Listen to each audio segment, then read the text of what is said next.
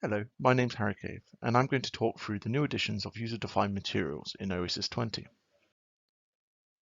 User-defined materials in LS-DYNA offer a powerful way to model complex materials that are not available in the predefined material library.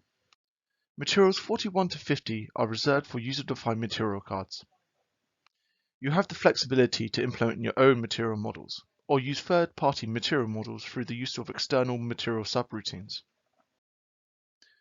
The cards used by the external material subroutines can define any number of material parameters, which can be anything from real numbers such as moduli and stresses to integers like references to defined curves. This flexibility allows you to tailor your material models to your specific needs of your simulation, achieving more accurate and reliable results.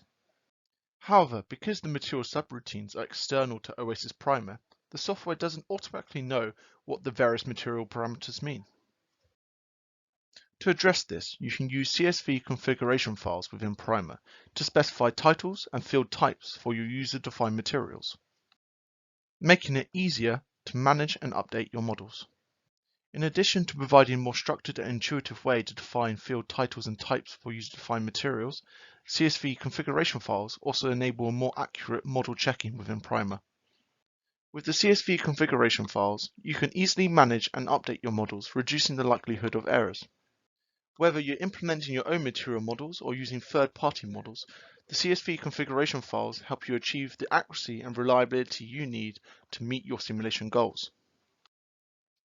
With the release of Oasys 20, we have expanded the support of user-defined materials even further, now including materials 281 to 290.